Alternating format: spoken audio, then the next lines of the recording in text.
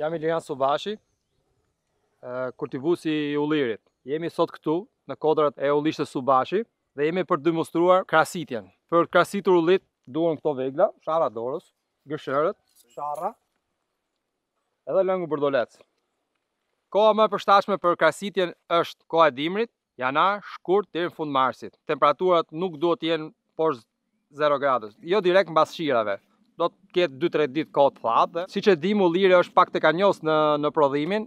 Një ndër shërbimet më kryesore që ka ulliri është krasitja. Me anë të krasitjes, ne nuk bëjmë gjë tjetër vetëm e forcojmë, e shëndoshim pemën e ullirit. Një pemë e shëndetshme dhe prodhimi është më I bollshëm dhe më cilësor.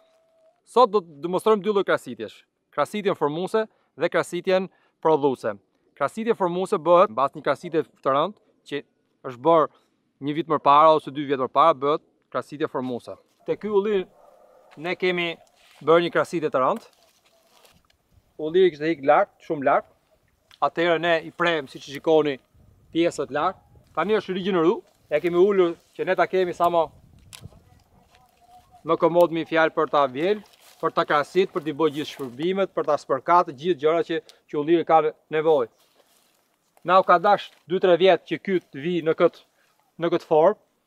Njëherë që ne kemi rehabilituar, do ta marrim duke I bërë krasitje të përvitshëm, atëherë ne do kemi një ulli shumë të shëndetshëm, edhe me pak punë për ne, dhe një prodhim të përvitshëm.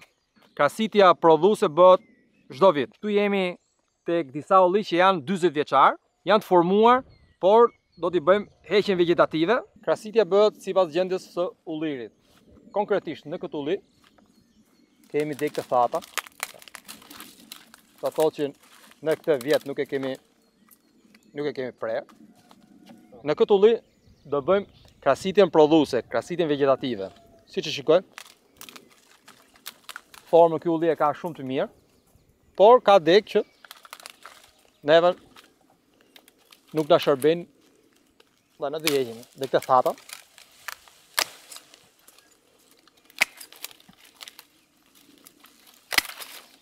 Si shikon, këti ullir I bëm një krasitje të brendshme, një pastrim të brendshëm, për edhe një kohësisht ne e ulëm. Këtu kemi një ullit komplet I pastër nga brenda, starët e shëndetshëm, janë gati për prodhim. Tani do bëjmë edhe këto plagët që ne I bëm, I bëjmë me lëngu bordolec, dhe kjo pemë që na garanton një prodhim të bollshëm dhe cilësor.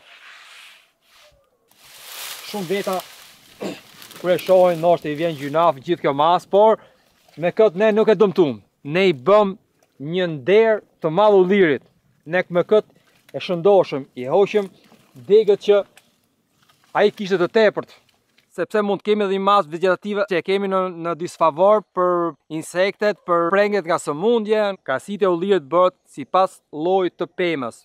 Një pemë shekullore ka një lloj krasitje tjetër, një pemë e vogël ka një krasitje tjetër, dhe varietetet ndryshojnë mënyrën se si krasitet.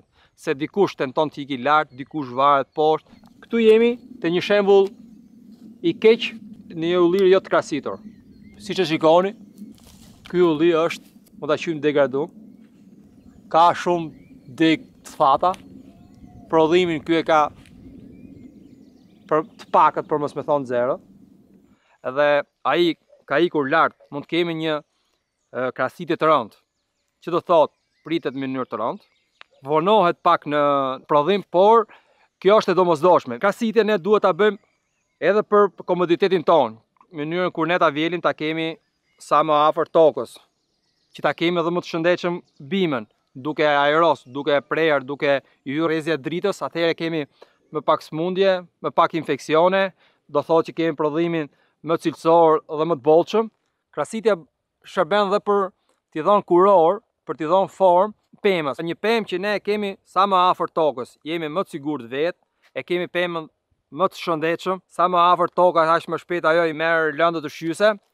Krasitja ka në radhë parë fuqizimin dhe shëndoshjen e pemës, rinovimin, e bën pemën më të re, që pema të rritet sa më shëndosh, sa më e plot, duhet të ketë dritë, ajër. Lastarët prodhues dhe degët prodhues duhet të jenë sa më afër trungut, sa më afër tokës, që pema të ketë fuqi që ato lastar t'i ushqejë. Pasi kemi marruar krasitjen, bëjmë mbledhjen e degëve të prera. është shumë e rëndësishme sepse degët e prerë duke mund të jenë degë të sëmura, si edhe për të pastruar ambientin sepse ambientin do ta marrim sa më të pastër.